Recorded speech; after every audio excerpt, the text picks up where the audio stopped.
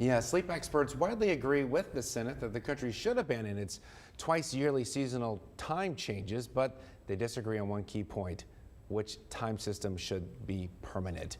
According to the Washington Post, many sleep experts believe the country should adopt year-round standard time. The American Academy of Sleep Medicine issued a statement saying its reasoning, in part, is that standard time is more closely associated with humans' intrinsic circadian rhythm. And that disrupting that rhythm, as happens with daylight saving time, has been associated with increased risk of obesity, metabolic syndrome, cardiovascular disease, and depression. Dr. Salim Sourani joins us live to discuss this morning. Dr. Sourani, always a pleasure seeing you. I know another argument for moving it to standard time is that with daylight saving time, you have more kids that are at bus stops in the dark earlier for longer. Good morning, John Thomas. Glad to be here. This is a very interesting area. I mean, I've worked on the sleep and pretty much written papers on everything. And I think some of the things changes we needed to go to the standard time and make it fixed. The daylight saving, I think, the argument is that, you get a daylight saving, you can enjoy the sunny weather more, you can go out, do shopping, but that comes with the risk because when you go in early, as you mentioned, the kids are going to be at the bus stop in the dark. The second thing is the number of the traffic accidents increases, especially when there is a fog.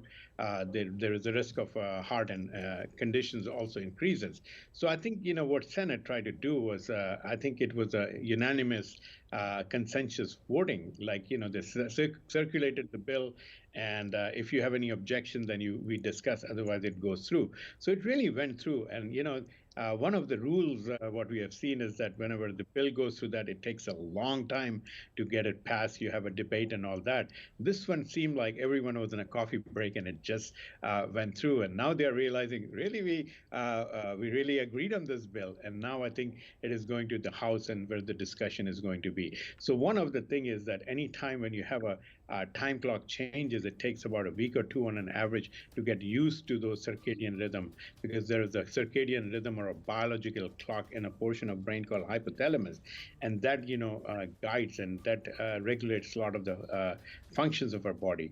So if you try to keep on switching, some people may even take 3-4 months to get used to it.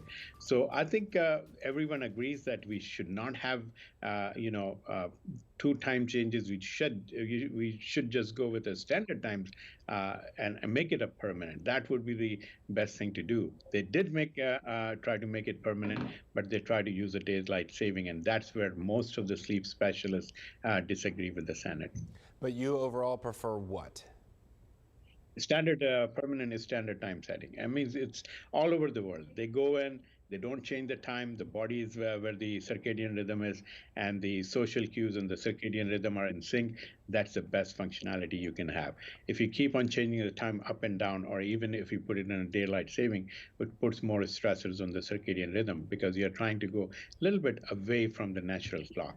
Okay, Dr. Sourani, we appreciate your input. We'll see what Congress does because it's in their hands right now. We'll see if they change it to that and if the Senate agrees and if it makes it to the president's desk. Thank you, sir. You're going to be here with us in the next half hour to discuss some very important topics, including the anniversary of the first case of COVID here in Nueces County. If you have a question for Dr. Sourani, send us a text at 361-855-6397. Let us know what you prefer, daylight saving or standard time.